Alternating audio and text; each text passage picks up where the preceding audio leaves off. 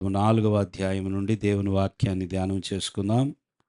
336 page, దినవృత్తాంతముల మొదటి గ్రంథము 3వ అధ్యాయము 9, 10 వచనాలు చదువుకుందాం.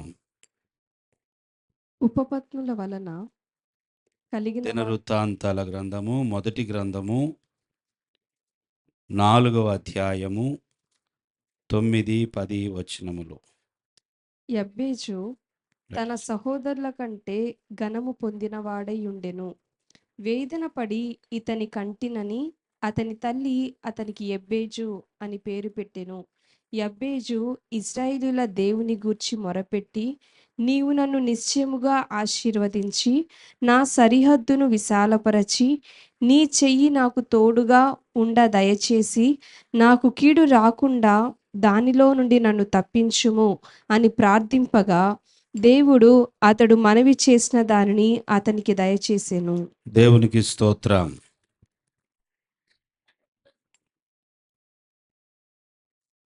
దేవుని వాక్యం మీద మీ మనస్సును పెట్టండి.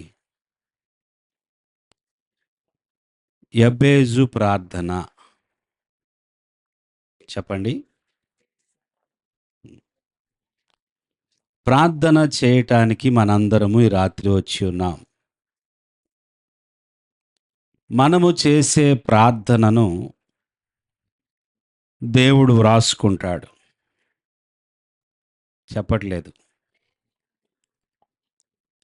యబ్బేజు ప్రార్థన పరిశుద్ధ గ్రంథంలో వ్రాయబడింది. మనందరి ప్రార్థన కూడా దేవుడు వ్రాయిస్తాడు. అంటే మన ప్రార్థనకు ఎంత విలువ ఉన్నదో గుర్తించండి. గాల్లో ఆ మాటలు కలిసిపోయినాయిలే అని మీరు అనుకుంటున్నారు. నువ్వు చేసిన ప్రార్థన, నువ్వు చేసిన విన్నపము గాల్లోకి వెళ్ళిపోయింది, దేవుడు కూడా విన్నాడో లేదో అని కొందరు అనుకుంటారు. వారి ప్రార్థన శూన్యం, వ్యర్థం. ఇక్కడ కూర్చున్నటువంటి మన అందరము కూడా నమ్మాల్సిన విషయం ఏమిటంటే, మనము చేస్తున్న ప్రార్థనకు దేవుడు విలువనిస్తాడు.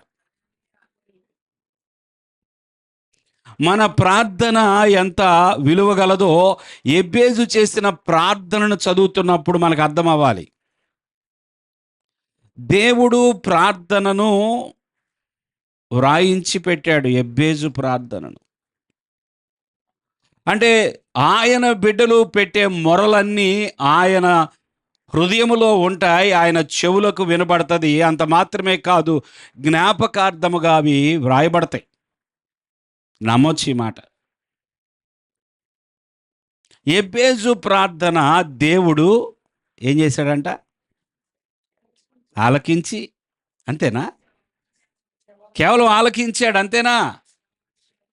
యబ్బేజు ప్రార్థనకు దేవుడు జవాబునిచ్చాడు. దేవునికి స్తోత్రం చెల్లిద్దాం. హల్లెలూయా. యబ్బేజు ప్రార్థనకు దేవుడు జవాబునిచ్చాడు. జవాబు పొందిన ప్రార్థన ఇది. దేవుడు అతడు మనవి చేసిన దానిని అతనికి దయచేసెను. దేవుడు అతడు చేసిన దానిని, దేవుడు అతడు మనవి చేసిన దానిని అతనికి దయచేసెను. దేవుడు ఈ రాత్రి మనము చేసే మనవులను దేవుడు మనకి దయచేయునుగాక. నమ్మిన వారే మరొకసారి చెప్పండి. నిజంగా నమ్ముతున్నారా? నీవు చేసే మనవిని దేవుడు ఆలకిస్తాడనే నమ్మకం ఉందా? యబ్బేజు చేసిన మనవిని దేవుడు ఆలకించాడు గనుక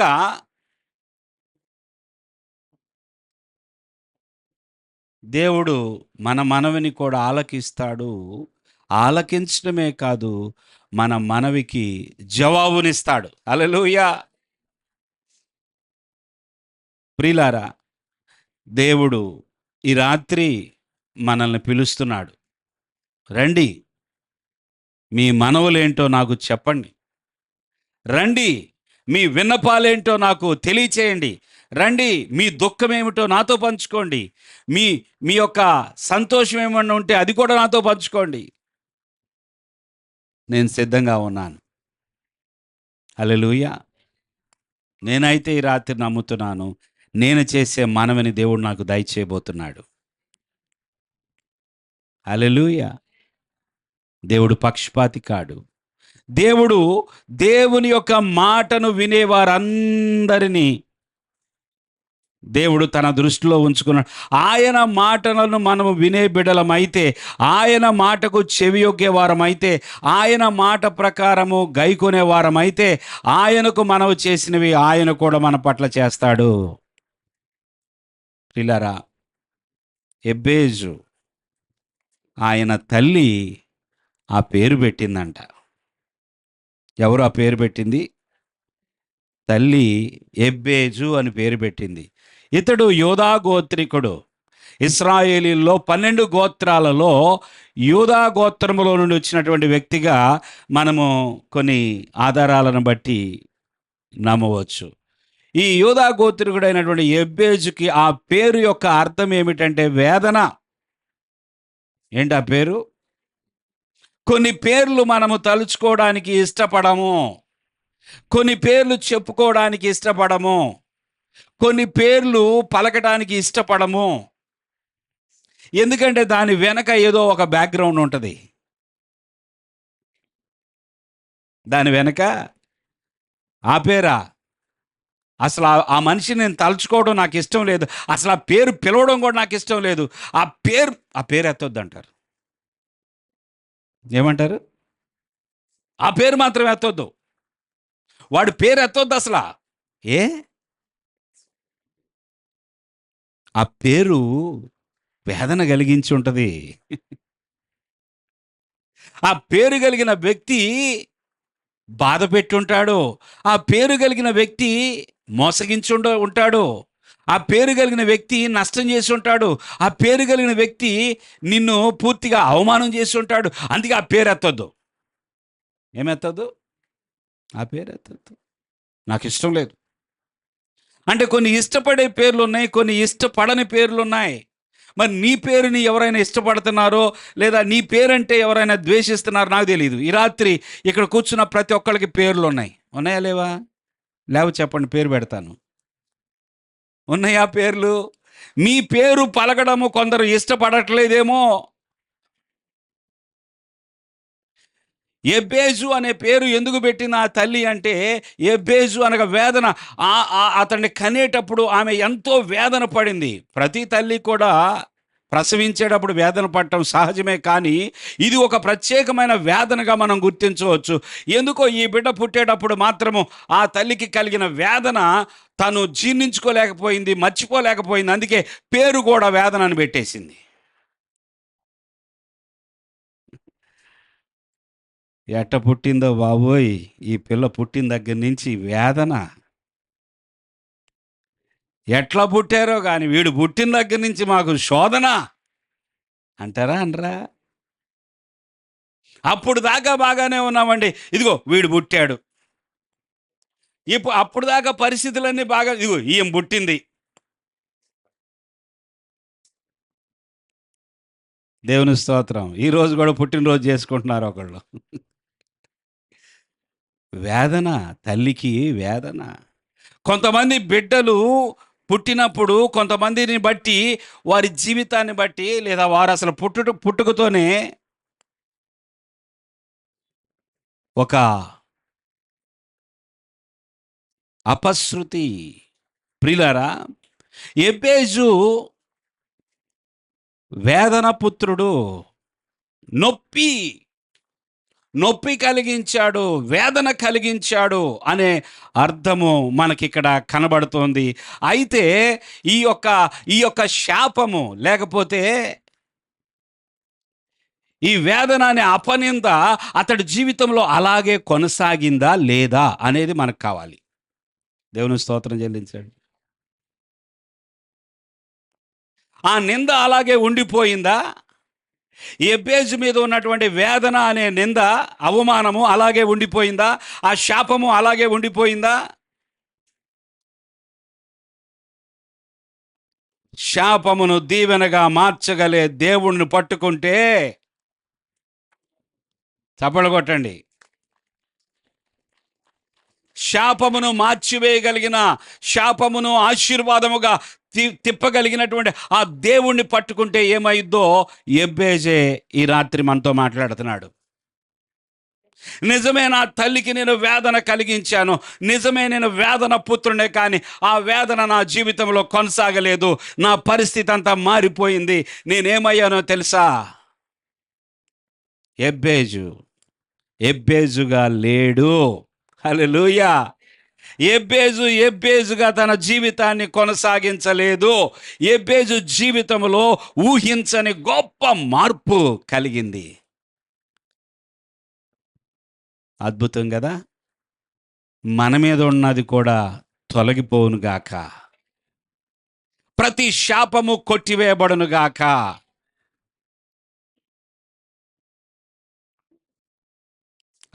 నా పుట్టికి ఇంతేలండి, నా జీవితం ఇంతేలండి, నా బాధలు ఇంతేలండి, నేను ఇందుకోసమే పుట్టాను, నేను ఇది అనుభవించాల్సిందే, నా బ్రతికింతే అని అనుకుంటా ఉంటారు కొంతమంది. ఈ రాత్రి మీలో కూడా కొంతమంది అలా అనుకుంటున్నారేమో. దేవుడు హెచ్చరిస్తున్నాడు, మీరు మార్చుకోగలగడానికి ఒక అవకాశం ఉంది. హల్లెలూయా. పరిస్థితి, నీ జీవితము ఇక ఇంతే, నా జీవితం ఇంతే అని నువ్వు పలకడం తప్పు. నీకు చేతనైతే ఎబ్బేజు చేసిన పని చెయ్యి. ఎబ్బేజు వేదన పుత్రుడు, తన జీవితం అంతా వేదనతో లేదు. అసలు ఆ ప్రారంభంలో ఆ పేరు పెట్టేంతవరకే వేదన, కానీ ఆ తర్వాత అతని జీవితంలో వేదన లేదు. అతడు ఆశీర్వదించబడినవాడు. గనుక ఎప్పుడూ కూడా ఇంతే అనొద్దు. ఏమనొద్దు? చెప్పాలి, చెప్పట్లా. ఇంతే, నా బ్రతికి ఇంతే, నా కష్టాన్ని ఎవరు చూడరు, నా కష్టం ఇంతే అంటే మీరు ఏం చేస్తున్నారు తెలుసా? మీరు మీ నోటితో మీకు మీరే శపించుకుంటున్నారు. ఏది ఉన్న శాపం చాలేదని, ఏం చాలేదని చెప్పాలి, ఉన్నది చాలేదని అరువు తెచ్చుకుంటున్నారు. కొంతమంది ఎందుకో దేవుని దగ్గరకు వచ్చి కూడా అలాగే బ్రతుకుతున్నారు. నోటి మాటలు సరిలేవు. ఆ నోటిలో నుంచి ఒకటి కూడా వాక్యానుసారంగా, దేవుడు చెప్పిన వాగ్దానానుసారంగా మాట్లాడటం లేదు. ఆ నోటితో ఎప్పుడూ కూడా వారు వాగ్దానానికి లేదా వాక్యానికి విరోధముగా మాట్లాడుకుంటున్నారు. ఎవరేం చేయలేరు, అది ఎవరు బాగు చేయలేరు. వేదన పుత్రుడు ఎబ్బేజు, అతడు ప్రార్థన చేయటం మొదలుపెట్టాడు. దేవుని స్తోత్రం. అతడు ప్రార్థన చేయటం మొదలుపెట్టాడు. 9వ వచనంలో చూసినట్టయితే, ఎబ్బేజు తన సహోదరుల కంటే ఘనము పొందిన వాడై ఉండెను. చప్పట్లు కొడదాం దేవునికి.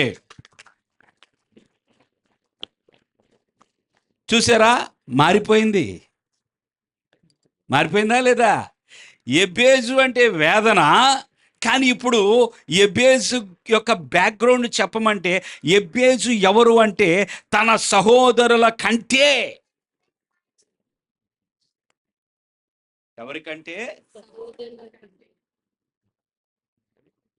ఎవరికంటే దేవునికి స్తోత్రం, తన సహోదరుల కంటే ఘనము పొందినవాడై ఉండెను.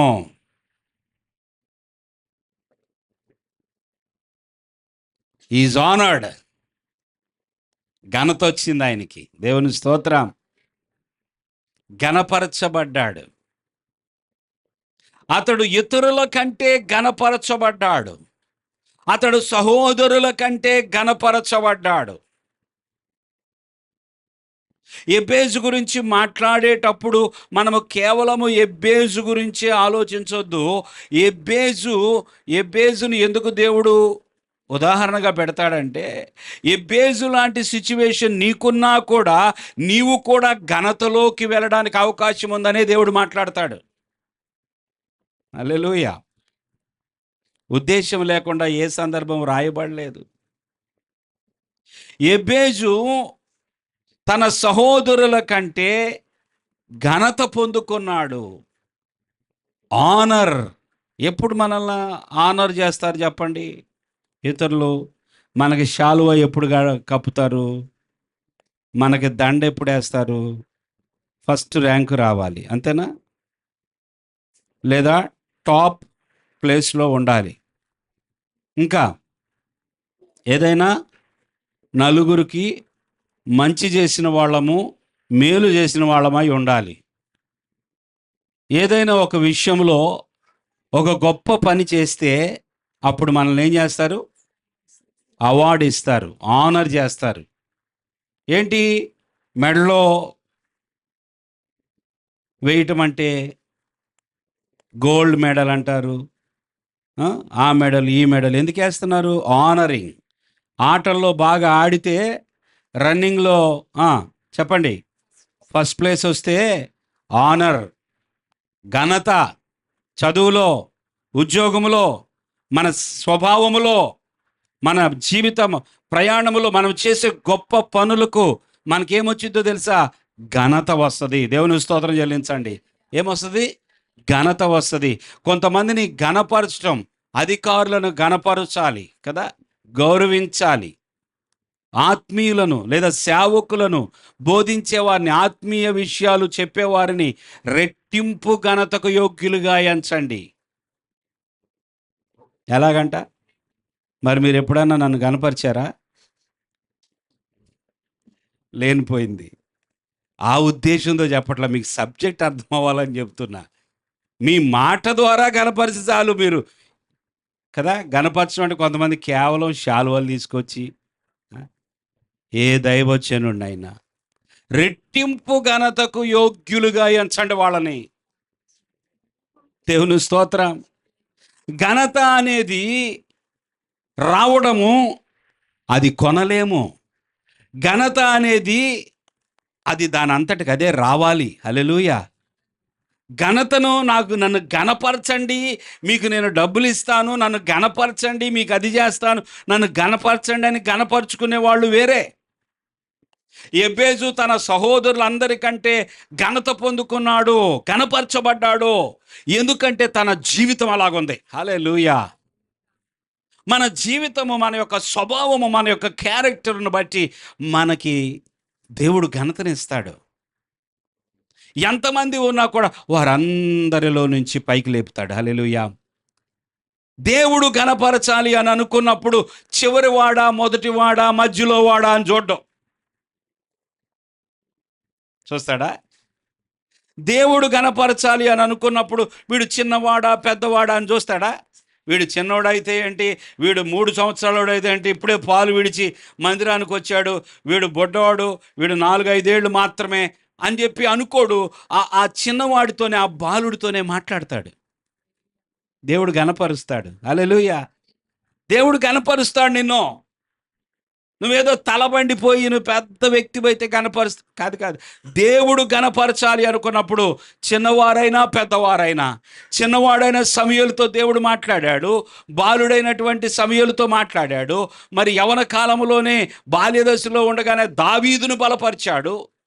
దేవునికి స్తోత్రం. ఘనత అనేది ఆశీర్వాదం.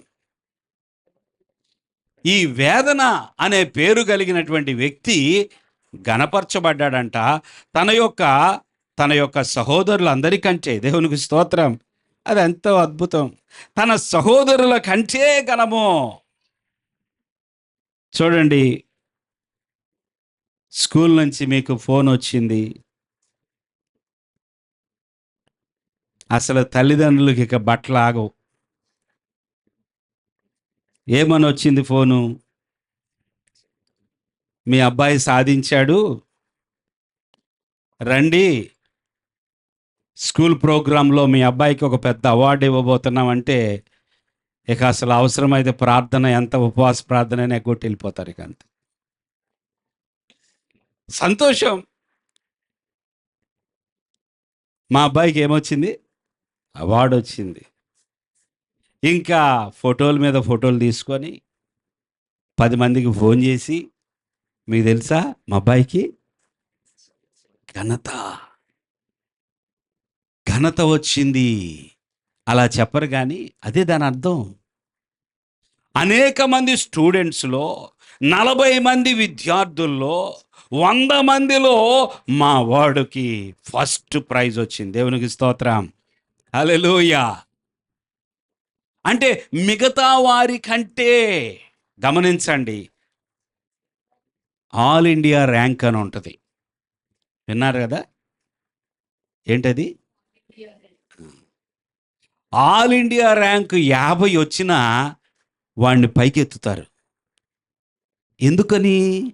All India. దేవునికి స్తోత్రం. ఇక ఆల్ ఇండియాలో మొదటి ర్యాంక్ వస్తే ఆ ఊరే పండగ. ఇక ఆ ఊరే పండగ చేసేస్తారు. ఇక వీళ్ళ అబ్బాయికి ఆల్ ఇండియాలో ర్యాంక్ వచ్చింది. Air 1, air 2. ప్రియులారా, ఈ విషయాలు ఎందుకు చెప్తున్నానంటే, తన సహోదరుల కంటే, హల్లెలూయా, ఎబ్బేజు ఏమయ్యాడు? ఈ రాత్రి ఆల్ ఇండియా ర్యాంక్ వచ్చిందా లేదా, నీకు టాప్ జాబ్ వచ్చిందా లేదా, నీ వ్యాపారము, నీ ఉద్యోగం గురించి నేను మాట్లాడను, కానీ దేవుని దృష్టిలో నీవు ఘనత పొందుకునే బిడ్డగా ఉన్నావా?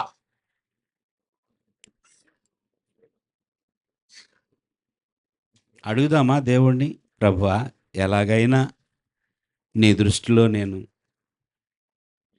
నీ ద్వారా ఘనపరచబడాలయ్యా, నీవు నన్ను ఘనపరిస్తే చాలయ్యా.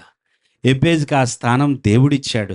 తన సహోదరుల కంటే ఘనము పొందిన వాడై ఉండెను. తర్వాత మాట, వేదన పడి ఇతని కంటినని అతని తల్లి అతనికి ఎబ్బేజు అని పేరు పెట్టాను. ఇక 10వ వచనంకి వచ్చేటప్పటికి, దేవుని బిడ్డలారా గమనించండి, 10వ వచనంలో ఎబ్బేజు ప్రార్థన చేయటం మొదలుపెట్టాడు, మొర్ర పెట్టడం మొదలుపెట్టాడు. దేవుని స్తోత్రం. ఏం చేస్తున్నాడు ఎబ్బేజు? ప్రార్థన చేస్తున్నాడు. ఎబ్బేజు ప్రార్థన ఎవరికి చేస్తున్నాడంట? చదవండి అక్కడ. ఎవరికి చేస్తున్నాడు చెప్పండి? ఇశ్రాయేలీయుల దేవుని గూర్చి. ఇశ్రాయేలీయుల దేవుని గూర్చి. దేవునికి స్తోత్రం. ఏ దేవుడు? ఇశ్రాయేలీయుల దేవుడు. హల్లెలూయా. ఎవరికి మొరపెట్టాలో కరెక్ట్గా వారికే మొరపెడుతున్నాడు. కొన్నిసార్లు మొరపెట్టాల్సిన వ్యక్తికి మొరపెట్టుకోకుండా ఎవరికి మొరపెట్టినా నీ పనులు అవ్వవు. నువ్వు మొరపెట్టాల్సిన వ్యక్తికి, మొరపెట్టాల్సిన వారికి నువ్వు మొరపెట్టినాక ఇక ఎవరికి మొరపెట్టబోయినా నీ పనులు మాత్రం అయిపోతూ ఉంటాయి. ఏమాత్రం స్పందన లేదు మీకు. నువ్వు మొరపెట్టాల్సిన వ్యక్తికి నువ్వు మొరపెట్టిన తర్వాత నీవు ఇక ఎక్కడ ఆగవు. నువ్వు ఎందుకంటే చెప్పుకోవాల్సిన వ్యక్తి, నువ్వు మొరపెట్టాల్సిన వ్యక్తికి మొరపెట్టావు. దేవుని స్తోత్రం. ఆశ ఎవరికి ప్రార్థన చేయలేదంట? ఆశ ఎవరికి ప్రార్థన చేయలేదు? ఆయన వైద్యులను పట్టుకునే ముందు అసలు విచారించాల్సింది ఎక్కడ? ఆయన విచారించాల్సిన చోట విచారించుకోకుండా, మొరపెట్టాల్సిన చోట మొరపెట్టుకోకుండా, ఆయనకి తెలివి ఉంది కదా, ఆయన రాజు అని చెప్పేసి ఆయన వైద్యులను సంప్రదించాడు. తన జబ్బు తగలే. వైద్యుల దగ్గరికి వెళ్ళొద్దని కాదు ఇక్కడ అర్థం. నీవు మొరపెట్టాల్సిన మొర అసలు దేవుని వద్దకు మొర వెళ్ళలేదు, కానీ వైద్యుల దగ్గరికి మొర వెళ్ళింది. దేవుని దగ్గరికి మొర వెళితే వైద్యుల ద్వారా దేవుడే చేసేది. హల్లెలూయా, హల్లెలూయా. మనము దేవుణ్ణి ఆశ్రయించే వారమైతే తప్పకుండా ప్రార్థనా జీవితం ఉంటుంది. మనం పైన చూసి లోకస్తుల్లాగా నాకేం పర్వాలేదని వెళుతూ ఉంటాను చూసారా, ఎక్కడో వస్తుంది మనకి ఒక సందర్భము, అప్పుడు తెలుస్తుంది.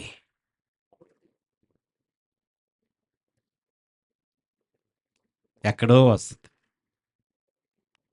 ఇశ్రాయేలీల దేవునికి అతడు మొర్ర పెట్టడం ప్రారంభించాడు. ఇక ఇతని జీవితము మారకుండా ఉంటదా?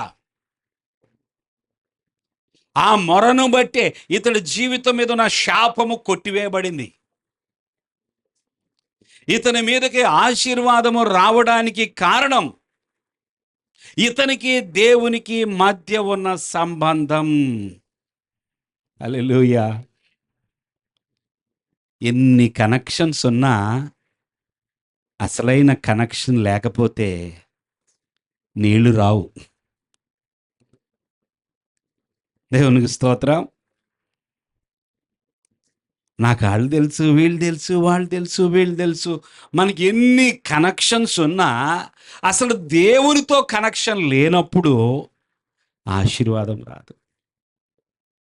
చాలామందికి చాలా చాలా చాలా చాలా తెలివి ఉంది, చాలామందికి చాలా చాలా పనులు చేయడం తెలుసు, చాలా చాలా పరిగెడతారు, కానీ అసలు కూర్చోవాల్సిన చోట కూర్చోరు. నెమ్మది లేదు, అందుకే వాళ్ళకి నా జీవితం ఇంతే అంటారు. నువ్వు ఎందుకు పరిగెడుతున్నావు? పరిగెట్టి పరిగెట్టి పరిగెట్టి నువ్వు సాధించేదేం లేదు, గుండ్రంగా పరిగెట్టడమే.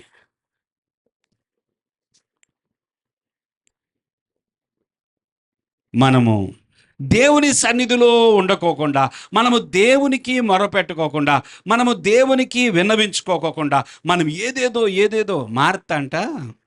చెప్పండి. ఆ పనులు అవ్వవు ఎప్పటికీ. చెప్పండి, అవుతాయా? సాయంత్రానికి అవుతాయి అంటారా పనులు?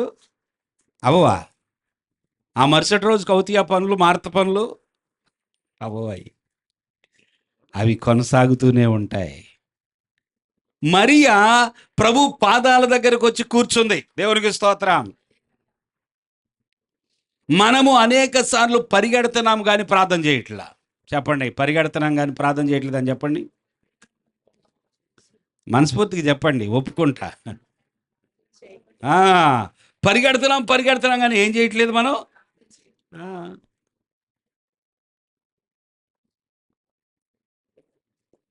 ఎబేజు ప్రార్థన చేస్తున్నాడు, ఇశ్రాయేలీల దేవునికి మొరపెడుతూ ఉన్నాడు. అతడు 4 విషయాలు ప్రార్థించాడు. 4 మాటలు. ఆశీర్వాదం కోసం ప్రార్థన చేశాడు, విస్తరణ కోసం ప్రార్థన చేశాడు, సన్నిధి కోసం ప్రార్థన చేశాడు, కాపుదల కోసం ప్రార్థన చేశాడు. రాసుకుంటున్న వాళ్ళ కోసం మరొకసారి చెప్తున్నాను.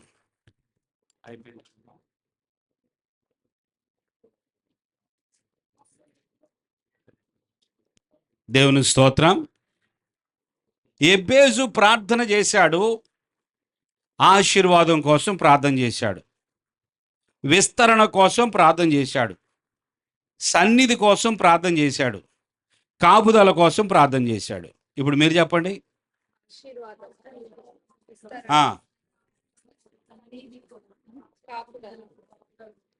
4 చెప్పారా? 3 చెప్పారా?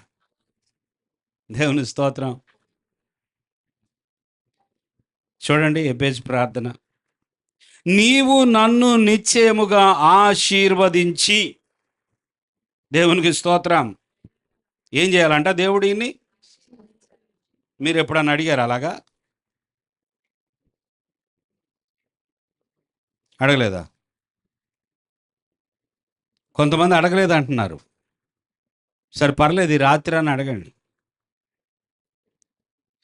నీవు నన్ను నిశ్చయముగా ఏం చేయాలి? కొట్టాలి, అంతేనా? నీవు నన్ను నిశ్చయముగా ఆశీర్వదించి. ఆశీర్వాదం కోసం ప్రార్థన చేస్తున్నాడు ఆయన. ప్రభువా, నిశ్చయంగా నన్ను ఆశీర్వదించయ్యా. ప్లీజ్ బ్లెస్ మీ లార్డ్, నన్ను ఆశీర్వదించు. ఇది ఎబ్బేజు ప్రార్థన. నన్ను ఆశీర్వదించు. దేవుడు ఎవరిని ఆశీర్వదించాలి? మనల్ని. మనము దేవుని అడిగేటప్పుడు, దేవా నన్ను ఆశీర్వదించు, నన్ను ఆశీర్వదించు. ఈ ప్రార్థన ప్రతిరోజు చేసుకోవాలి. అంటే మీరు ఆశీర్వదించబడ్డారనే నమ్మకం ఉంది అంతేనా? అందుకని చేయట్లేదా? ప్రభువా నన్ను ఆశీర్వదించు. దేవుని స్తోత్రం. ఆశీర్వదించే వ్యక్తి దేవుడు మాత్రమే. దేవుడు ఎవరంటే ఆశీర్వదించేవాడు, శపించేవాడు మాత్రం కాదు. దేవుని స్తోత్రం. ఈ దేవుడు ఎవరంటే ఆశీర్వదించే దేవుడు. ఇశ్రాయేలీల దేవుడు ఎవరంటే ఆశీర్వదించే దేవుడు. చెప్పండి, ఈ దేవుడు ఎవరు? అందుకని నన్ను ఆశీర్వదించు అని ప్రార్థన చేస్తున్నాడు.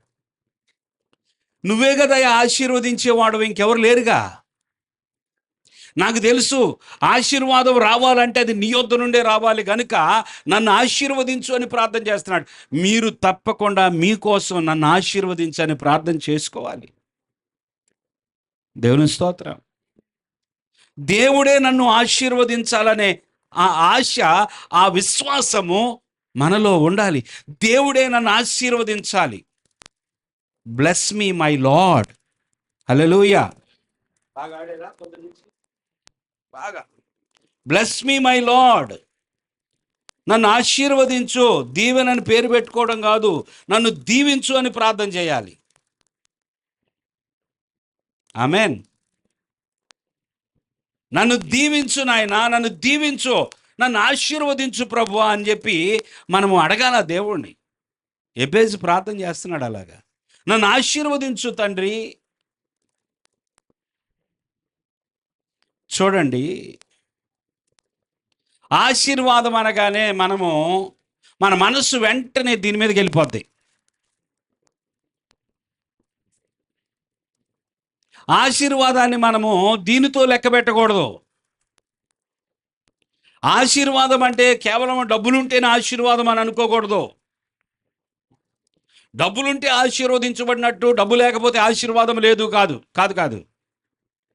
దేవుని విధానము, దేవుడు చెప్పే సత్యాన్ని మనం గ్రహించాలి. దీని ప్రకారం అయితే చాలా రాంగ్, చాలా చాలా తేడాలు వచ్చేస్తాయి. ఇది ఉంటేనే ఆశీర్వాదం కాదు.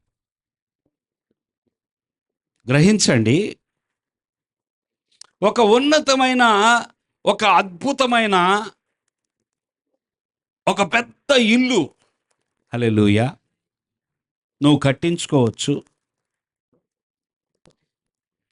నీవు ఒక మంచి బంగ్లా కట్టుకొని ఉండొచ్చు, ఒక గొప్ప మ్యాన్షన్ నువ్వు కలిగి ఉండొచ్చు, అద్భుతమైన డూప్లెక్సో ట్రిప్లెక్సో కట్టి ఉండొచ్చు. కానీ దేవుడు నిన్ను ఆశీర్వదించకపోతే ఆ ఇంట్లో నువ్వు ఉండలేవు. చెప్పాలి.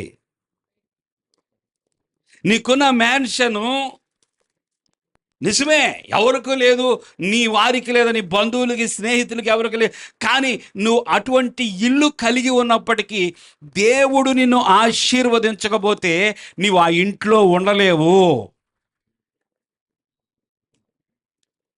ఏ రోజు నెమ్మది సంతోషం ఉండదు, ఆ ఇంటిలో ఉండలేవు.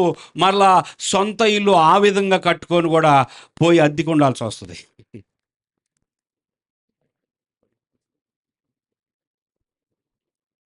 ఆశీర్వాదాన్ని మనం డబ్బుతోనో, బిల్డింగ్లతోనో, ఇంకొక వస్తువుతోనో కొలవడం కాదు. నీకు ఒక మంచి జాబ్ వచ్చి ఉండవచ్చు, కానీ ఆ జాబులో నీకు ప్రతిరోజు వేదనే.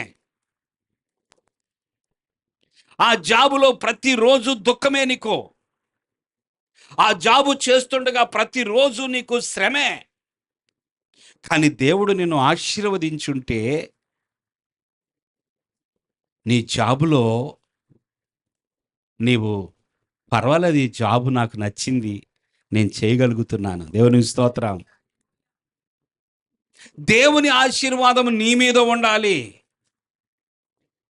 దేవుని ఆశీర్వాదం నీ మీద ఉన్నప్పుడు నువ్వు ఉండే ఇల్లు ఆశీర్వదించబడినట్టే, నువ్వు చేసే ఉద్యోగము ఆశీర్వదించబడినట్లే, నువ్వు చేసే వ్యాపారము దీవించబడినట్లే. దేవుని స్తోత్రం. దేవా, నన్ను ఆశీర్వదించయ్యా. రోజుకు 2 డ్రెస్సులు మార్చవచ్చు, కానీ నీకు ఆరోగ్యం ఉండదు. డ్రెస్సులు అయితే డ్రెస్సు మీద డ్రెస్సు, డ్రెస్సు మీద డ్రెస్సు. అబ్బా, ఎప్పుడు చూసినా కొత్త బట్టలే, ఎప్పుడు చూసినా కలర్ బట్టలే, ఎప్పుడు చూసినా అబ్బా ఏం ఆశీర్వాదం అనుకుంటున్నారు కొంతమంది చూసి. వాళ్ళు కలర్ బట్టలు రోజు మార్చినా వాళ్ళకి ఆశీర్వాదం లేదనేది మనం చూడలేం. నువ్వు ఎన్ని బట్టలు మార్చినా దేవుడు నిన్ను ఆశీర్వదించకపోతే నీ బట్టలు నీకు ఆశీర్వాదం కాదు. దేవుడు నిన్ను ఆశీర్వదించకపోతే నీ బెడ్ నీకు ఆశీర్వాదం కాదు. దేవుడు నిన్ను ఆశీర్వదించకపోతే నీ ఇల్లు నీకు ఆశీర్వాదం కాదు, నీ వ్యాపారం నీకు ఆశీర్వాదం కాదు, నీ ఉద్యోగం నీకు ఆశీర్వాదం కాదు. ఇప్పుడు చెప్పండి, దేవా నన్ను ఆశీర్వదించు. అడగండి, ప్రతి ఒక్కరు అడగండి.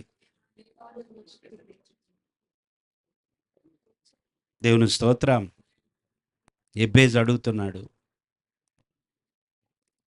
నిశ్చయముగా. ఎంత బాగా అడుగుతున్నాడు, ఎంత ధైర్యం ఈయనకి, ఎంత విశ్వాసం ఈయనకి. ఇశ్రాయేలీల దేవుడి దగ్గరికి వెళ్ళి, నీవు నన్ను నిశ్చయముగా నీవు నన్ను నిశ్చయముగా ఆశీర్వదించి. ఏంటో దేవుడు బాకీ ఉన్నాడు ఈయనకి. అలా అడగండి, అలా అడగండి, మీకు దేవుడు బాకీ ఉన్నట్టుగా. ఏం ప్రాబ్లం లేదు. దేవుని స్తోత్రం. ఇశ్రాయేలీల దేవా, నీవు నన్ను నిశ్చయముగా.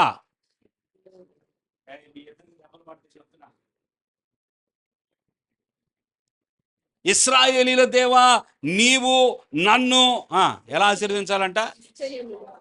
బాకీ ఉన్నాడు దేవుడు, ఆశీర్వదించు. ఎందుకో తెలుసా ఈయనకి ఇంత ధైర్యం, ఎందుకో తెలుసా ఇంత విశ్వాసం?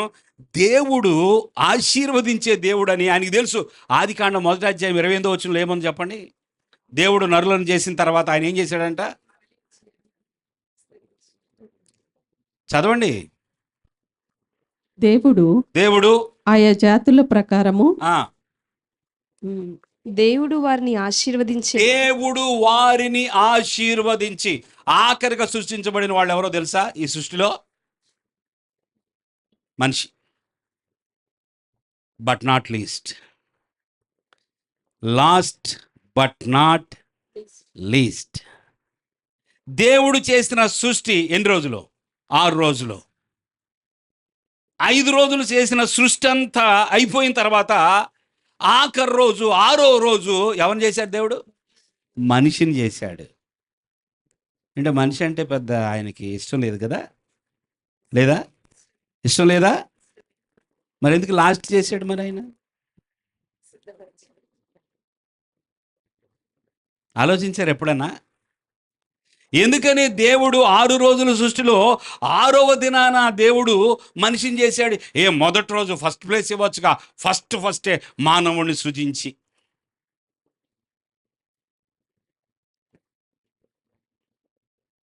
దేవుడు లాస్ట్ ప్లేస్ కాదు ఇచ్చింది మనిషికి. సృష్టి అంతటిలో మొదటి స్థానము మనిషికి ఇచ్చాడు. చప్పట్లు కొడదాం దేవునికి. దేవుడు నిన్ను సృష్టించింది నీకు మొదటి స్థానం ఇవ్వడానికి. దేవుడు నిన్ను సృష్టించింది నిన్ను ఆశీర్వదించడానికి. ఏమిటి ఆశీర్వాదం అంటే 5 రోజులు కష్టపడి చేసిందంతా కూడా, 5 రోజులు దేవుడు చేసిన సృష్టి అంతా కూడా మనిషి కోసం. అది దేవుడిచ్చే స్థానం. నమ్ముతారా ఈ రాత్రి? పాస్టర్ గారు ఇంతే చెప్తారులే, వాక్యం కదా, ఆయన మెసేజ్ ఆయన చెప్పుకుంటాడు. మీకేం ప్రయోజనం ఉండదు అలాగైతే. చెప్పే మాట మీరు పరిశుద్ధాత్మ దేవుడు మీకు ఇచ్చే ఒక అద్భుతమైనటువంటి జ్యువెల్. అంటే ఒక ఒక అమూల్యమైన ముత్యం మీకు దొరుకుతుందని మీరు తీసుకుంటే ఆ తీసుకున్న వాళ్ళ జీవితాల్లో మార్పు కనపడిద్ది. దేవుని స్తోత్రం. దేవుడు చివరికి సృజించాడు అని అనుకోవద్దు ప్రియులారా. దేవుడు మనకు కావలసిన సమస్తాన్ని సృష్టించి అప్పుడు మానవుని చేసి ఇదంతా నీదే, ఏలుబడి చెయ్యి, ఇదంతా నీదే, నీకోసమే అనుభవించు. మా నాన్న నాకేమీ ఇవ్వలేదు అని అంటారు కొంతమంది. ఎంత బాధ వాళ్ళకి. ఏం సంపాదించలేదు, వేస్ట్ గాడు, ఏమి ఇవ్వకుండానే పోయాడు. ఒకవేళ మీ నాన్న నిజంగా ఏమీ ఇవ్వకుండా పోయాడేమో కానీ ఈ నాన్న మాత్రం అటంటోడు కాదు. నువ్వు పుట్టేటప్పటికే అన్నీ ఉంచాడు. హల్లెలూయా. ఏ చెట్టు ఎక్కుతావో, ఏ ఫ్రూట్ తింటావో నీ ఇష్టం, ఇదంతా నీదే, నువ్వు అనుభవించి ఏలుబడి చేయి. You are a ruler. నేనెవరు తెలుసా? ఈ సర్వ సృష్టిని కూడా పరిపాలించే అధికారిని నేను. నువ్వు ఎవరివై ఉండాలి తెలుసా? ఈ భూమి మీద నువ్వు కూడా అధికారివే. ఇది ఆశీర్వాదం కాదా? ఈ దేవుడు ఆశీర్వదించే దేవుడు కాదా? ఈ దేవుడు మనసులో నిన్ను ఆశీర్వదించాలనే మనసు లేనివాడా ఆయన? ఎబ్బేజు గుర్తించాడు, ఎబ్బేజు విశ్వాసం ఉంచాడు ఆ విషయాన్ని. ఎబ్బేజుకు అర్థమైపోయింది సత్యము. ఎబ్బేజు ధైర్యంగా ఆయన దగ్గరకు వచ్చి, ఇశ్రాయేలీల దేవా, నీవు నన్ను నిశ్చయముగా ఆశీర్వదించు అన్నాడు. హల్లెలూయా. నీవు నన్ను నిశ్చయముగా ఆశీర్వదించు అన్నాడు. ఈయన ఆశీర్వదించే దేవుడు కనుక దేవుని బిడ్డలారా, ప్రతిరోజు కూడా నిన్ను నీవు ఆశీర్వదించమని నువ్వు కోరుకో. నన్ను ఆశీర్వదించయ్యా, నన్ను ఆశీర్వదించయ్యా. ఇప్పుడు మీకు అర్థమైంది కదా, ఆశీర్వాదం అంటే కేవలం డబ్బులు లెక్క పెట్టొద్దని. ఆశీర్వాదం అంటే అన్ని విషయాలలో ఆశీర్వాదము. దేవుని స్తోత్రం. ఆశీర్వాదం అంటే అన్నిటిలో కూడా ఆశీర్వాదం ఉండాలి. ఎవరన్నా ఒక పేరు చెప్పండి బైబిల్ నుంచి. దేవునికి స్తోత్రం. ఏముంది వాక్యంలో? అబ్రహాము అన్ని విషయములలో ఆశీర్వదింపబడెను. మీకు కేవలం ఇదే కావాలంటే అదే. ఇక అన్ని విషయాలు కావాలనుకుంటే ఏమీ అడగొద్దు పర్టికులర్గా. ఇది కావాలయ్యా, ఇది కావాలయ్యా, ఇది కావాలయ్యా అనుకోకుండా నన్ను ఆశీర్వదించు అని ప్రార్థన చేయండి, అన్నీ వస్తాయి. దేవునికి స్తోత్రం. నన్ను ఆశీర్వదించు ప్రభువా, నన్ను ఆశీర్వదించు. 12వ అధ్యాయము ఆదికాండములో దేవుడు అబ్రహాంతో మాట్లాడుతూ ఏమంటున్నాడో చూద్దాం ఒకసారి. యెహోవా, నీవు లేచి ఆ, నీ దేశము నుండి, నీ బంధువుల యొద్ద నుండి, నీ తండ్రి ఇంటి నుండి బయలుదేరి నేను నీకు చూపించు దేశమునకు వెళ్ళుము. నిన్ను గొప్ప జనముగా చేసి నిన్ను ఆశీర్వదించి నీ నామమును గొప్ప చేయుదును. నీవు ఆశీర్వాదముగా నుందువు. దేవుడు మనస్సు గుర్తించండి ఇక్కడ. నిన్ను గొప్ప జనముగా చేసి ఏం చేస్తాడంట దేవుడు? మరలా చెప్పండి. మిమ్మల్ని గొప్ప గొప్ప చేయాలని కోరుకుంటున్నారా మీరు? ఎవరైనా ఇక్కడ ఒక్కరైనా నన్ను దేవుడు గొప్ప చేయాలి మాట్లాడతలా? ఒక్కళ్ళే చేయెత్తారు. మీకు రాకూడదు. నిజం, మిమ్మల్ని గొప్ప చేయకూడదు. ఎవరు చేతులు ఎత్తారో, ఎవరు స్పందించారో వాళ్ళకే దేవుడు చూడనివ్వండి. మన ఆశ. దేవుని స్తోత్రం. నా కోసం మీరు ఎత్తాలని కాదు, నేనేదో నాకు స్పందిస్తున్నాననే సంతోషం కాదు. You are responding to God. దేవుని స్తోత్రం. దేవుని వాక్యానికి మీరు స్పందిస్తున్నారని అర్థం. చూడండి, నిన్ను గొప్ప జనముగా చేసి ఆయన గొప్ప చేస్తాడంట. అంతే. మీరు వద్దన్న దండం పెట్టినా మిమ్మల్ని గొప్ప చేస్తాడు ఆయన. వద్దులే ప్రభు, వద్దయ్యా, నాకు ఈ పోస్ట్ వద్దయ్యా, ఈ పోస్ట్ వద్దయ్యా, లేదు నువ్వే కూర్చో అంటాడు ఆయన. నాకు వద్దు ప్రభు ఈ స్థానము, వద్దు, నిన్నే నేను ఎన్నుకున్నాను. అబ్రహాముతో దేవుడు మాట్లాడుతూ గొప్ప జనముగా చేసి నిన్ను ఆశీర్వదించి నీ నామమును గొప్ప చేయుదును. దేవుడు అంట ఆశీర్వదించేవాడు. దేవుని స్తోత్రం చెల్లించాడు. దేవుడు ఎవరంటే ఆశీర్వదించేవాడు. నీవు ఆశీర్వదించబడటం అనేది ఒక స్థాయి. నీవు ఆశీర్వదించబడటం అనేది ఒక గత కొద్ది నెలలుగా నేను ఎక్కువగా అప్పుడప్పుడు ఎక్కువగా నేను చేసుకునే ప్రార్థనలో ఒక ప్రార్థన వస్తూ ఉంది. అదేంటంటే, నన్ను ఆశీర్వాదముగా ఉంచు అంటున్నా. ఇంట్లో ఆ వాక్యం ఉంది, దాన్ని చూసిన దగ్గర నుంచి ఆ ప్రేరేపణ వచ్చి అదే ప్రార్థన చేసుకుంటున్నా. నన్ను, దేవుని స్తోత్రం, ఏం చేస్తున్నా, నన్ను ఆశీర్వదించు కాదు, అక్కడ ఆగిపోవద్దయ్యా, అక్కడ తాగొద్దయ్యా. నన్ను నువ్వు ఆశీర్వదిస్తే నన్ను ఆశీర్వాదంగా చేయి. మన గిన్నె నిండి పొర్లును గాక. ఇంట్లో పొంగిస్తే కాదు, జీవితంలో పొంగిపోవాలి ఆశీర్వాదం. ఇతరులను కూడా తీసుకొనియండి, అడ్డుపడబాకండి. ఏయ్, నీ ఆశీర్వాదం వెళ్ళనివ్వండి, పర్వాలేదు, నువ్వు ఆశీర్వాదంగా ఉండాలా. నిన్ను ఆశీర్వదించి నిన్ను ఆశీర్వాదముగా ఉంచుతాను. ఇది దేవుని మాట. నిన్ను ఆశీర్వాదముగా ఉంచుతాను. ఈ మాట దేవుడు అబ్రహాముకి ఇచ్చాడు. ఇక చదివితే, అబ్రహాముకు ఉన్న దాని గురించి చదివితే చాలా విషయాలు ఉన్నాయి. మరలా అవన్నీ మనకు వద్దు. కానీ 24 మొదటి వచనంలో, అబ్రహాము బహుకాలము గడిచిన వృద్ధుడై ఉండెను, అన్ని విషయములలోను యెహోవా అబ్రహామును ఆశీర్వదించను. చూసారా? 12వ అధ్యాయంలో నేను ఆశీర్వదిస్తాను, ఆశీర్వాదంగా ఉంచుతాను అన్నాడు. 24వ అధ్యాయంలో వచ్చేసింది 12 రెళ్ళు. చెప్పండి, అయిపోయింది, డన్. అబ్రహాము బహుకాలము గడిచిన వృద్ధుడై ఉండెను, అన్ని విషయంలోనూ యెహోవా అబ్రహామును ఆశీర్వదించెను. ఇక ఆయనకు ఉన్నది ఎంతో, మిగతా విషయాలు కొన్ని చోట్ల వ్రాయబడి ఉన్నాయి. ఆయనకి చాలా ఉందనేది మనము చదువుతూ ఉన్నాం. అయితే 25 వచనంలో చూసినట్లయితే, అబ్రహాము తనకు కలిగినది యావత్తు ఇస్సాకుకి ఇచ్చాను. దేవునికి స్తోత్రం చెల్లించండి. అబ్రహాం ఏం చేశాడంట? తనకు కలిగినది యావత్తు, చెప్పండి, ఇచ్చే వెళ్ళాలి మనం. దేవుని స్తోత్రం. తీసుకొని వెళ్ళగలమా?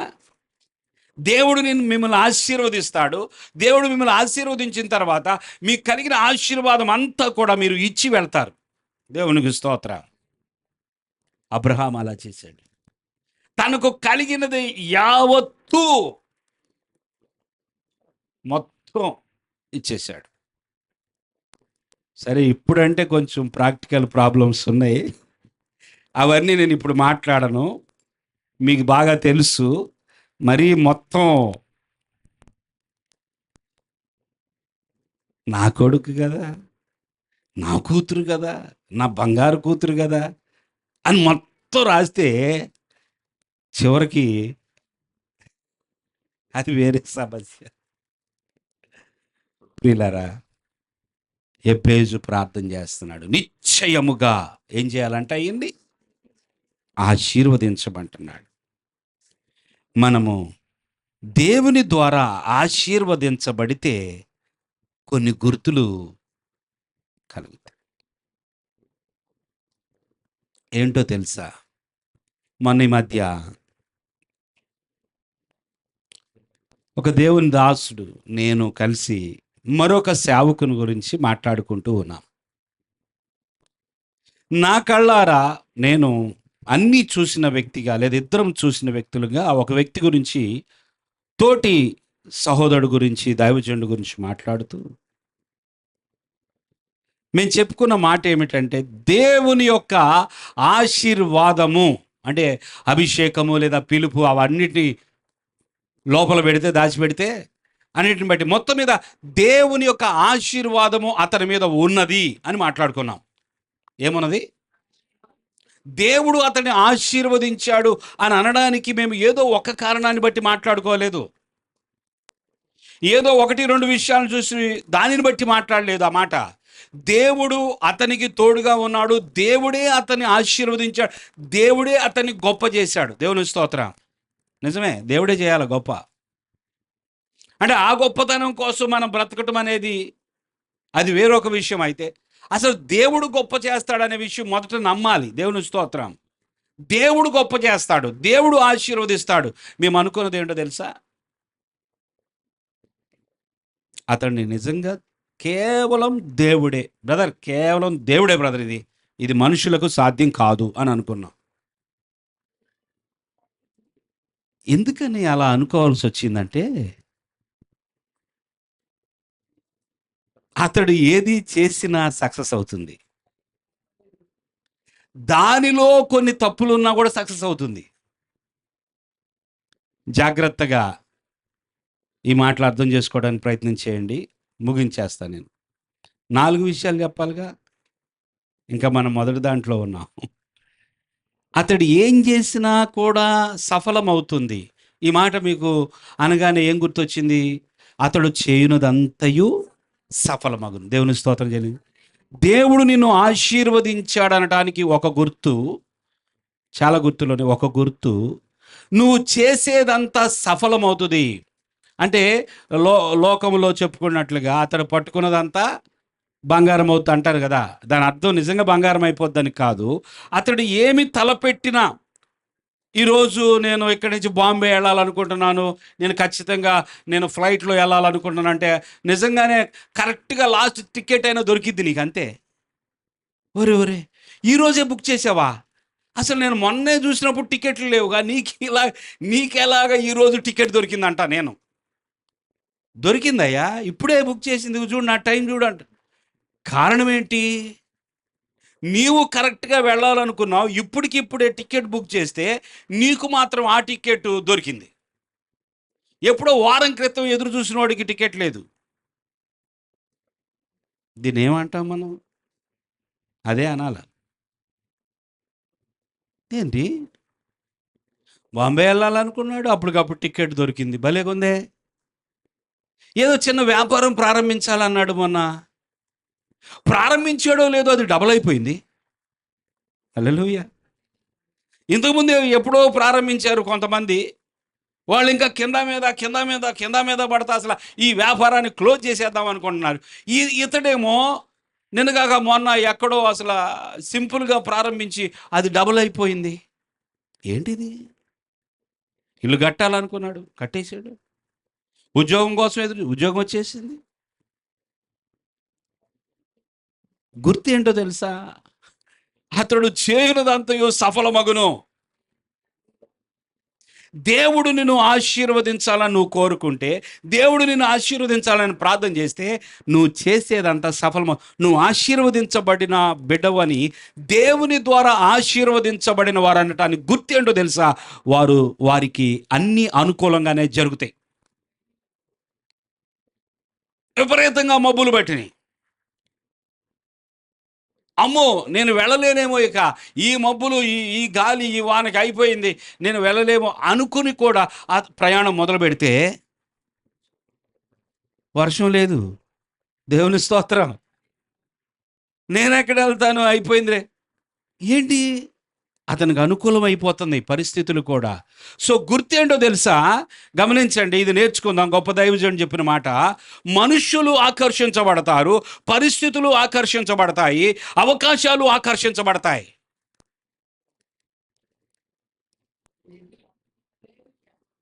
నువ్వు ఆశీర్వదించబడితే, నువ్వు దేవుని ద్వారా ఆశీర్వదించబడిన, దీవించబడిన వ్యక్తివి అయితే, మనుషులు నీకు ఆకర్షించబడతారంటే వేరొక అర్థం కాదు. ఆకర్షించబడటం అంటే మనుషులు నీ కోసం పరిగెడతారు, మనుషులు నీకు పని చేసి పెడతారు, మనుషులు నో అనరో, అధికారులు నో అనరో, నువ్వు వెళ్ళగానే నిలబడి అవునా సరే కానీ డన్ వెళ్ళండి. హల్లెలూయా.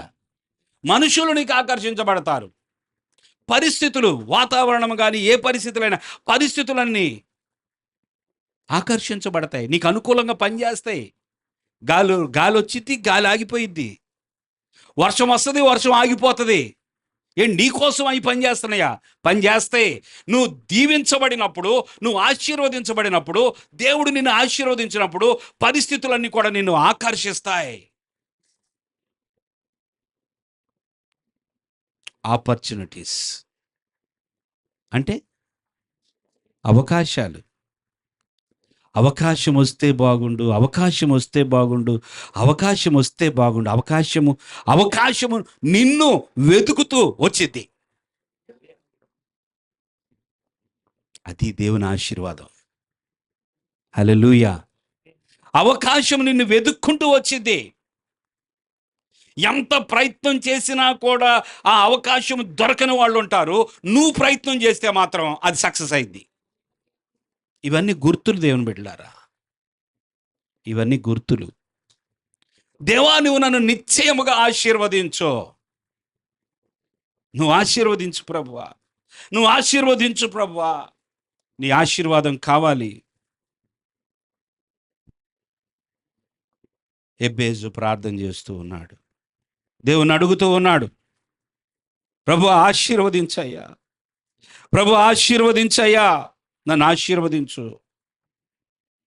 అలాగ ఆశీర్వదించబడిన వారికి మరొక గుర్తు, ఈ లోక సంబంధమైనది ఏది కూడా వారిని కదిలించలేదు. లోకంలో అందరూ భయపడేటట్లుగా నువ్వు భయపడవు కొన్ని పరిస్థితులకి. ఇదిగో ఇలాగంట, ఇప్పటి నుంచి ఇదంట, పరిస్థితి అంట, కరువు అంట, కాటకం అంట, నువ్వు భయపడవు. ఇదిగో మరలా కరోనా అంట. ఓ నాయనో, పోయినసారి ఎట్ట కూడా తప్పించుకున్నాను కరోనాని, ఎట్టో బతికి బయటపడ్డా నేను, ఈసారి మళ్ళీ వచ్చేసిందంట. నువ్వు ఆశీర్వదించబడ్డావు. దేవుడు తీసుకోవాలనుకుంటే అది వేరే విషయం, దాన్ని వదిలేసేయండి. కరోనానే రావక్కర్లా, సమయం అయిపోతే దేవుడు రమ్మంటే దేవుడు తీసుకునేటట్టయితే ఏమి రాకుండా కూడా మనం వెళ్ళాలి అంతే. కానీ దేవుడు నిన్ను ఆశీర్వదించినప్పుడు నువ్వు లోక వార్తలకి, లోక సంబంధమైన పరిస్థితులు, లోక సంబంధమైన ప్రకటనలకు నువ్వు కదిలించబడవు. అమ్మో అమ్మో అమ్మో, విన్నావా ఈ వార్త, విన్నావా ఈ వార్త, చూసావా ఈరోజు ఏమొచ్చింది తెలుసా వార్త, ఇంకా లేదంటే ఇక ఇంకొచ్చేసిందంట. ఏమొచ్చేసింది? కరువు. సాయంకాలానికి భోజనం దొరకదంటే. దేశమంతటా కరువు వచ్చింది.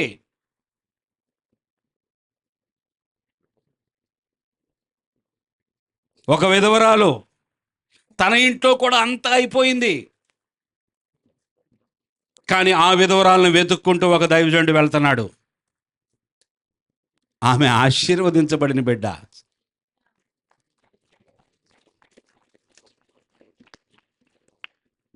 ఇదేంటి, దేశం మొత్తానికి ఏం లేదు, ఆహారం లేదా? దేశం మొత్తానికి ఆహారం లేకపోతే, రాజుగారికి కూడా భోజనం లేకపోతే, రాజుగారు కూడా వెతుక్కోవాల్సి వస్తే అడవుల్లో వెతుక్కుంటుంటే, ఒక విధవరాలి ఇంట్లో కొండ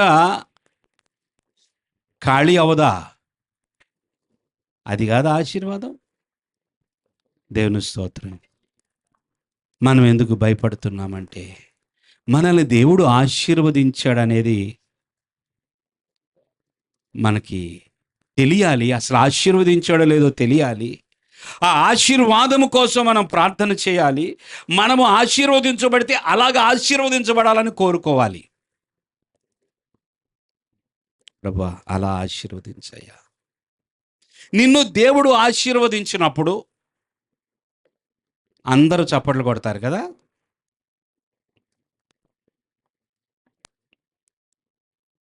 కొడతారా?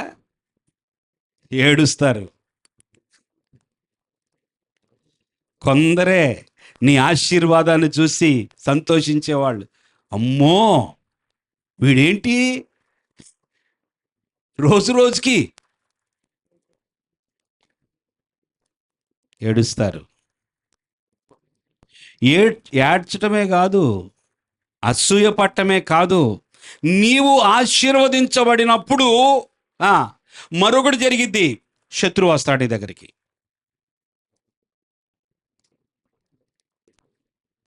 అర్థమైందా? అర్థం కాలేదు మీకు? ఒక ఇల్లు, 2 ఇళ్ళు కొనుక్కుంటే పెద్ద తేడా ఉండదు. ఇల్లు మీద ఇల్లు, సంవత్సరానికి ఒక ఇల్లు కొనండి విజయవాడలో, మీ మీదకి,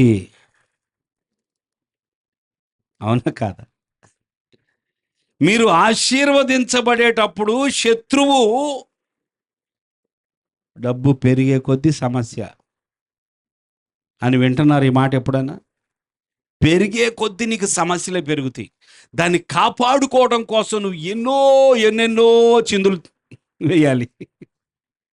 ఆ చిందుల్లో కొందరు పోషించాలి, కొందరిని ఏదేదో చేయాలి, అవసరమైతే కొన్నిట్లో దూరాలి, కొందరికి సపోర్ట్ చేయాలి, కొందరికి చేయి కొట్టాలి. ఎందుకంటే నువ్వు కానీ దేవుడు ఆశీర్వదిస్తే, దేవుని స్తోత్రం, నీ శత్రువును కూడా దేవుడే డీల్ చేసుకుంటాడు. హల్లెలూయా.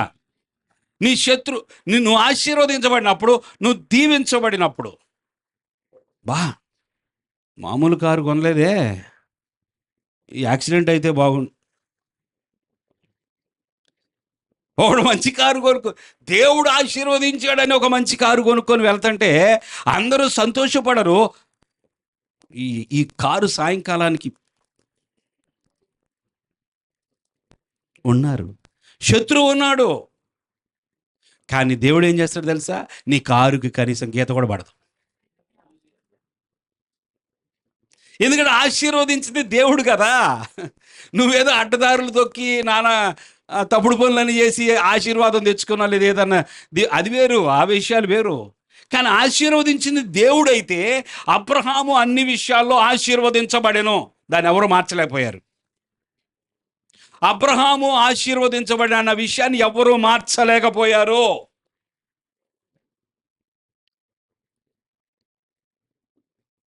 బారాకు రాజు వచ్చాడు, మంచి సంచి రెడీ చేశాడు, మంచి గిఫ్ట్ రెడీ చేశాడు. ఎవరి కోసం? ప్రవక్త అయిన బిలాము కోసం. ఆకర్షించేద్దాం బిలాముని అనుకున్నాడు. అసలు ఆకర్షించాల్సిన దేవుడిని ఆకర్షించలేదు. కానీ బాలాకు రాజు ఎవరిని ఆకర్షించాలనుకున్నాడు? ప్రవక్త కనుక. ఈ బిలాము ప్రవక్త అంట, ఇతడు నోట్లో నుంచి ఏది వస్తే అదే జరిగిద్దంట. బిలాం ప్రవక్త. చెప్పండి, నేను దీంతోనే క్లోజ్ చేస్తున్నాను. చెప్పండి. బిలాము ప్రవక్త ఏదైనా చెబితే అదే జరిగిద్ది.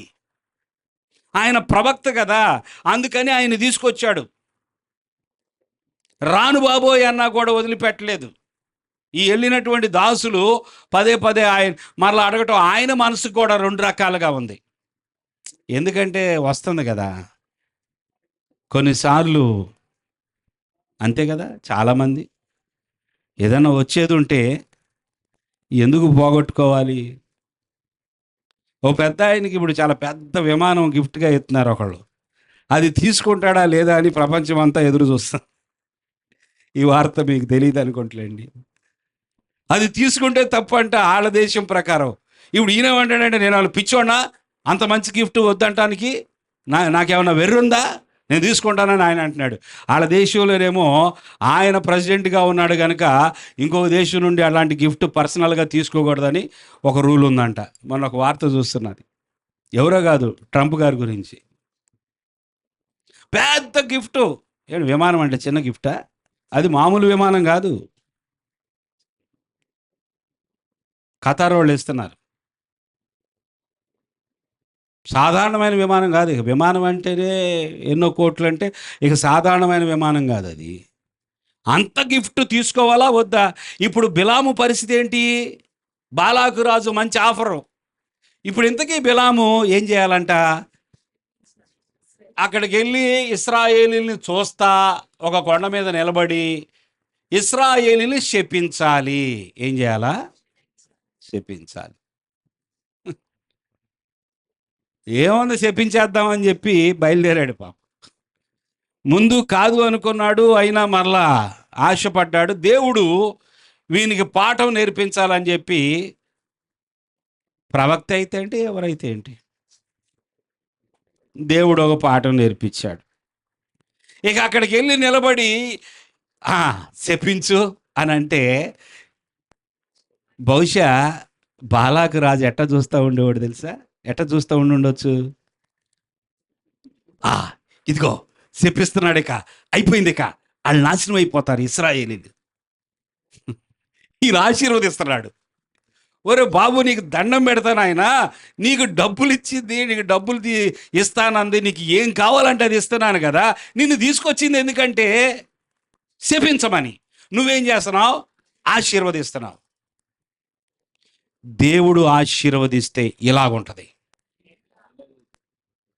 చెప్పాలి మళ్ళా. దేవుడు ఇశ్రాయేలీలను ఆశీర్వదించాడు, ఇప్పుడు బిలాము శపించగలడా? నిన్ను ఆశీర్వదించు వారిని ఆశీర్వదించదను, నిన్ను శపించు వారిని శపించదను.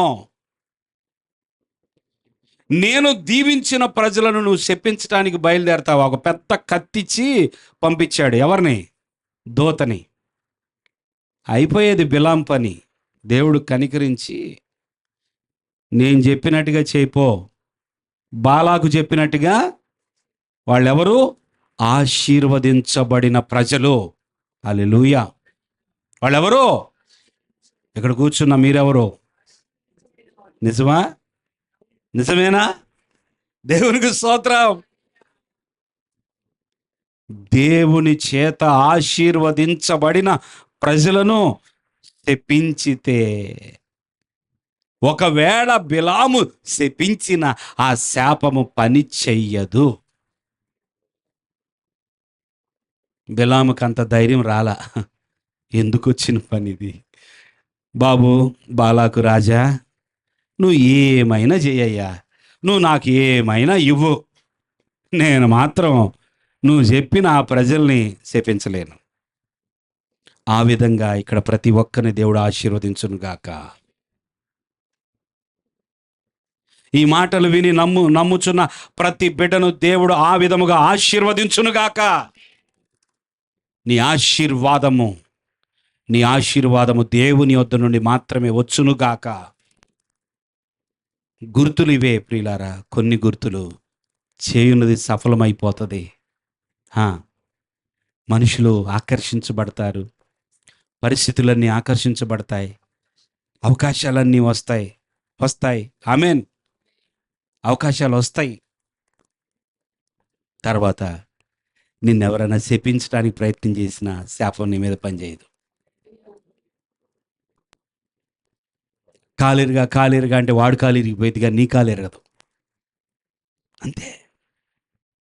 శాపం పనిచేయదు, రివర్స్ కొట్టిద్ది.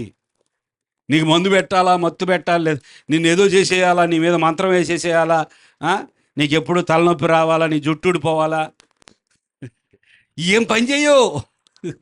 దేవుని స్తోత్రం. ఈ పని చేయవు.